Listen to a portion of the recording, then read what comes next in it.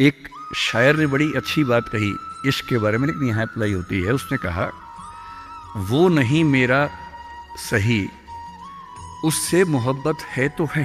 भाई किसी से मोहब्बत है, नहीं हो पाया मेरा, कोई बात नहीं। वो नहीं मेरा मगर उससे मोहब्बत है तो है। अब ये रस्मों और रिवाजों से बगावत है तो है। अगर मैंने एक सही बात कह दी और वो रस्म रिवाज के खिलाफ है तो है, मैं क्यों डरूंगा। जो मुझे ठीक लगा, अपने ईमान के मुताबिक लगा, मैंने कहा तो मैं करूंगा। तो जो बात मुझे अपनी ओर से शुरुआत में कहनी थी, मैंने आपसे, तनाव रहता ही होगा, पढ़ते होंगे, टेंशन होती होगी, कितना पढ़ें, टाइम मैनेजमेंट कैसे करें, ये सवाल भी आपके सामने है। मैं आपसे, देखिए मेरा काम चीज़ों को आसान करना है। मैं दिल्ली में पढ़ाता हूँ IAS के बच्चों को, तो मैं उनको भी ये कहता हूँ कि चीज़ें मुश्किल तो कोई भी कर सकता है, चीज़ें आसान करना मुश्किल है, और हमें तो चीज़ें आसान करनी है। इस दुनिया में कोई भी ऐसा एग्ज़ाम नहीं जिसके लिए आपको 24 घंटे पढ़ने की ज़रूरत है। अगर आप दिन में 8, 10, एक लेवल के बाद 12 घंटे पढ़ते हैं तो ये बहुत है। इसलिए मैं आपसे कह रहा हूँ, शुरुआत के लिए 8 घंटे की पढ़ाई, 8 घंटे की नींद और 8 घंटे बाकी सब चीज़ें, खेलना कूदना, वो बहुत ज़रूरी है। यहीं से बात आती है मोटिवेशन की। एक ही है कि हमारा मोटिवेशन हमेशा कैसे रहे, और एक ये कि कभी कभी स्ट्रेस ज़्यादा हो जाता है, उस समय हम कैसे मैनेज करें। आपकी उम्र में स्ट्रेस ज़्यादा होने की वजह यह भी है कि आपके हार्मोन्स इस उम्र में ज़्यादा, उनमें वाइब्रेशंस होते हैं, तो मूड स्विंग ज़्यादा होते हैं। जैसे जैसे आप मैच्योर होते जाएंगे उम्र के साथ, आपके मूड स्विंग्स कम हो जाएंगे। जैसे आपके पेरेंट्स हैं, आप देखेंगे, स्पेशली फादर को आप देखेंगे, आपके फादर आमतौर पर इमोशनल बातों से बहुत प्रभावित नहीं होते होंगे। जैसे आप कहेंगे, पापा आज मेरी फ्रेंड ने मुझे छोड़ दिया, पापा कहेंगे कोई बात नहीं। आपके अंदर से आंसू छूट रहे हैं, आपका मन कर रहा है मैं क्या कर लूं, आग लगा दूं, जंगल में जाके क्या कर दूं, इमोशंस ऐसे उछल रहे हैं आपके, पापा क्या बोल रहे हैं, कोई बात नहीं, कोई और मिल जाएगा उससे बेहतर, ठीक है। ऐसा नहीं कि बहुत अभ्यास किया उन्होंने। उम्र बढ़ने के साथ साथ हमारे हार्मोन्स का बैलेंस चेंज होता है और आप बहुत मैच्योर हो जाते हैं। मैच्योर होने का सबसे बेसिक मतलब है कि आप किसी इमोशन में बह नहीं जाते, आप खुद के ऊपर कंट्रोल बेहतर रख पाते हैं। तो वो उम्र के साथ होगा। लेकिन अभी जैसे डिमोटिवेशन आपको होता होगा, करियर को लेकर सवाल मन में आता होगा कि IAS बनूं तो कैसे बनूं, कितना पढ़ूं, कितना ना पढ़ूं, ये सब सवाल आते होंगे। मैं तो IAS के लिए पढ़ाता हूं। अगर आप IAS की तैयारी करेंगे तो इनडायरेक्टली कहीं ना कहीं मुझे उससे फायदा ही होगा। पर ईमानदारी की बात यह है कि वो अकेला रास्ता नहीं है। एक बात को ठीक से, IAS बनने का मजा क्या है कि आपका सोचने का तरीका बहुत साइंटिफिक हो जाता है। आप फैक्ट्स पे बात करते हैं, तथ्यों पे बात करते हैं, आर्गुमेंट से बात करते हैं, इमोशन से बात नहीं करते हैं, समझदारी से बात करते हैं। हमारे देश में जो आबादी है, वो आबादी, अब सेंसस जब भी होगा पता लगेगा, पर हम मान के चलते हैं कि वो आबादी लगभग 145 करोड़ के आसपास इस समय हो चुकी है। पूरे इंडिया की बात अगर हम करें, 145 करोड़ में से अगर मैं कहूं कि जो लोग 21 साल या 18 साल से मान लीजिए 30 की उम्र के बीच में है, इन 12 साल में है, मेरे ख्याल से ये आबादी भी कम से कम 12, 15, 20 करोड़ के आसपास तो होगी ही होगी। अगर ये 20 करोड़ लोग सोचे कि मैं IAS बनना है, या इनमें आधे भी सोच लें, 10 करोड़ सोच लें, आपको ये समझना है कि IAS पूरे भारत में कुल मिला के 6000 होते हैं, जिनमें से भी 5000 लोग हैं। IPS भी इतने ही होते हैं, 5-6 हजार के बीच में होते हैं।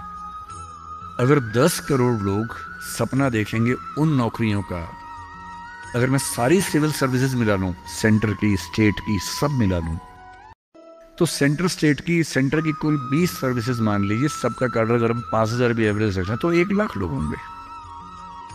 आपके स्टेट का मान लें, स्टेट में मान लेता हूं कि 2-3 हजार लोग होंगे जो सरकारी नौकरी में ठीक पद पे होंगे। उससे ज़्यादा का तो कार्डर नहीं होना चाहिए, क्योंकि स्टेट बहुत छोटा आपका है, आबादी बहुत कम है। तो जो नौकरियां कुल मिला के 10-12 हजार हैं, अगर देश का हर युवा सोचे कि मुझे उसी में आना है, तो इसका मतलब है कि हम एक ऐसे रास्ते पे जा रहे हैं जिसमें डिप्रेशन होने की संभावना बहुत ज़्यादा है, एंग्जाइटी होने की संभावना बहुत ज़्यादा है, बहुत लोगों को हारना भी पड़ेगा, बहुत लोगों को हासिल नहीं हो पाएगा वो सब। तो मैं जो आपसे कहना चाह रहा हूं, सरकारी नौकरी ठीक है, कोशिश करने में बुराई नहीं है, सरकारी नौकरी में कुछ चीजें अच्छी होती हैं, पर अपने मन से ये बात निकाल दीजिए कि मुझे केवल और केवल सरकारी नौकरी में ही जाना है। दुनिया में तमाम रास्ते हैं और मैं कुछ रास्ते आपको हिंट करता हूं इस चीज का। जैसे मैं खुद एक एग्जांपल हूं, मैं सरकारी नौकरी में रहा, मैं दिल्ली यूनिवर्सिटी में लेक्चरर था, पहले असिस्टेंट प्रोफेसर था, 2 कॉलेजेस में पढ़ाया मैंने वहाँ। फिर आईएएस का एग्ज़ाम दिया, सिलेक्ट हो गया, उसमें 6-7 महीने वहाँ नौकरी की, फिर वो भी छोड़ा। अब मैं अपना काम करता हूँ, सेल्फ एम्प्लॉयड हूँ। और मैं ईमानदारी से आपसे कह रहा हूँ, आप जब भी कोई फैसला करेंगे अपने बारे में, कभी ना कभी आपको फील होगा, बेशक 1 सेकंड के लिए, कि आपने गलत किया। कोई भी फैसला हो, आप स्पाउस सिलेक्शन करेंगे अपने लिए, कितना भी सोच के कर लें, जीवन में कभी ना कभी लगेगा गलती हुई। अक्सर लगेगा ठीक किया, कभी कभी लगेगा गलत किया। और ऐसा नहीं कि आपने एक्स के बदले वाई किया होता तो नहीं लगता, तो भी लगता। दिक्कत ये नहीं है कि मैं एक्स को चुनूं या वाई को चुनूं, आप जिसको भी चुनेंगे पूरा पैकेज साथ में आता है, अच्छी चीजें भी, खराब चीजें भी। जो अच्छा आएगा उस पर आपका ध्यान नहीं जाएगा, क्योंकि वो तो फॉर ग्रांटेड है। जो मिल जाता है वो मिट्टी हो जाता है, कोई वैल्यू नहीं करता उसको। जो मिस हो जाता है वो चुभता है। और जो चीज दूसरे ऑप्शन में अच्छी थी, इसमें नहीं, आप बार बार वो देखते, अरे यार, अरे यार वो ठीक था, अरे यार वो ठीक था। जबकि वहां 12 प्रॉब्लम्स थी, यहां 2 प्रॉब्लम है। पर हमारी ह्यूमन कॉन्शियसनेस ऐसी है कि जो छूट गया उस पर नजर ज्यादा जाती है, जो मिल गया मिट्टी हो जाता है। एक बड़ा प्रसिद्ध शेर मैं कई बार कोट करता हूं, मतलब दुनिया जिसे कहते हैं जादू का खिलौना है, मिल गया वो मिट्टी है, नहीं मिला वो सोना है। जो नहीं मिलता है ना, वो बड़ा परेशान करता है। ये नौकरी के मामले में भी है। पर मैं ईमानदारी से कह रहा हूं कि मुझे आज तक जिस एक फैसले पर 1 सेकंड के लिए भी नहीं लगा कि मैंने गलत किया, वो नौकरी छोड़ने का फैसला है। मुझे आज तक नहीं लगा कि मैंने गलती की, क्योंकि मुझे लगता मैंने एकदम ठीक किया। मैंने अपने स्वधर्म, अपने नेचर के अनुसार सही किया। इस बच्चे ने बड़ा खूबसूरत सवाल पूछा कि आप आईएएस एलाइड की नौकरी छोड़ के टीचिंग में क्यों आ गए। मैं इस सवाल में दूसरा सवाल जोड़ देता हूं। हमारे सामने प्रेम सिंह जी बैठे हैं, मुख्यमंत्री जी बैठे हैं, वो टीचिंग की नौकरी छोड़ के पॉलिटिक्स में क्यों आ गए। 2 एग्जाम्पल्स हैं आपके सामने। इन दोनों में एक तारतम्य है, एक रिदम है, एक लय है दोनों में।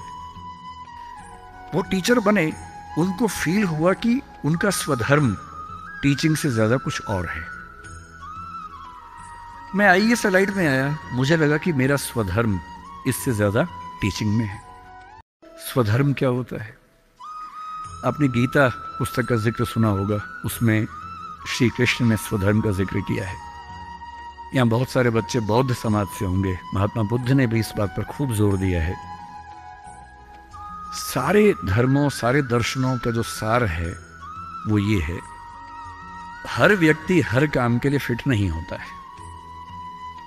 2 चीजों पे गौर करना है। पहला, मैं क्या अच्छा कर सकता हूं, मैं कैपेबल किस चीज के लिए हूं। दूसरा, मुझे क्या करने में मजा आता है।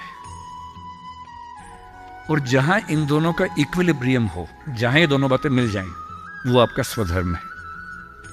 यानी जैसे मैं सिंगर बनना चाहता था, पर मैं इतना गंदा गाता हूं कि मैं जब घर में गाता था, मेरे पेरेंट्स बोलते तो मैं भारतीय सेना में चले जाना चाहिए, बिना बंदूक के विदेशी की तरह देख गा देना, बस वैसे ही मर जाएंगे सारे के सारे। सही बात है भाई, ये भी ठीक बात है। तो मेरा मन था कि मैं सिंगर बनूं, पर गला कौवे जैसा भगवान ने दिया, कोयल जैसा नहीं दिया, तो मैं सिंगर नहीं बनूंगा। मेरे मन से क्या होता है, अच्छा लगने से क्या होता है भाई, सुने भी तो कोई मेरी बात को, मेरे गाने को सुने भी तो सही कोई। तो मेरा मन क्या करता है काफी नहीं है। 2 चीजें हैं, मैं क्या कर सकता हूं। मैं बचपन से स्कूल में डिबेटिंग करता था, मेरे पेरेंट्स ने मुझे बड़ा सपोर्ट किया, और बचपन से ही मेरे पेरेंट्स ने, टीचर्स ने कहा कि तुम कुछ ऐसा करना कि मंच पर रह सको, पॉलिटिक्स में जाओ, एमपी बनो। तब मेरा मन भी पॉलिटिक्स में आने का था, स्कूल लाइफ में बहुत ज्यादा मन था उस समय, बाद में नहीं रहा। तुम पॉलिटिक्स में जाओ, तुम वकील बनो, क्योंकि जब कोर्ट केस लड़ोगे तुम्हें बोलने की ताकत भगवान ने दी है, उसका इस्तेमाल करो। या टीचर बनो। टीचर की छवि हमारे समाज में बहुत अच्छी नहीं होती थी, हालांकि मेरे पेरेंट्स टीचर ही हैं दोनों, पर हमारे समाज में टीचर की छवि होती है। और हमारे देश का दुर्भाग्य है कि जो प्रोफेशन देश को गढ़ता है उसकी छवि बहुत अच्छी नहीं है। टीचर बनना बहुत लोगों का सपना नहीं है, मेरा तो है। और मेरा स्वधर्म, मैंने महसूस कर लिया कि मेरा स्वधर्म टीचिंग है। और स्वधर्म का मतलब वही दो बातें जो मैं कर सकता हूं और जो मैं करना चाहता भी हूं।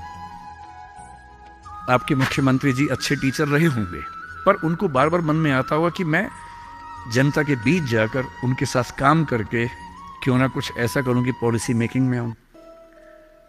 उनका स्वधर्म उनको वहां खींच के ले गया, तो उन्होंने वो किया। और इस दुनिया में जो भी सफल इंसान आपको देखे, कोई भी सफल व्यक्ति देखे, किसी भी फील्ड का हो, आप हमेशा देखेंगे वो वही व्यक्ति है जो अपने स्वधर्म पे चल रहा है, जिसने वही रास्ता चुना जो उसकी क्षमताओं यानी कि कैपेबिलिटीज और उसके इंटरेस्ट यानी कि उसकी इच्छाओं से मैच करता था। तो आप सबसे मैं कह रहा हूं कि आईएएस या पीसीएस या सरकारी नौकरी की अंधी दौड़ में मत दौड़िए। मैंने बहुत सरकारी नौकरी वालों को देखा है दुखी रहते हुए। सरकारी नौकरी में अच्छा वेतन है तब भी दुखी है, क्योंकि वो नहीं कर पा रहे जो दरअसल करना चाहते थे। सरकारी नौकरी में क्या होता है? सुरक्षा मिलती है, सेफ्टी होती है, सिक्योरिटी होती है, सम्मान मिलता है। समाज के लोग पूछते हैं आपको कि आप सरकारी नौकरी में हैं। गस्टेड ऑफिसर होंगे तो स्टैंप लगा के साइन करने की ताकत आ जाती है। आप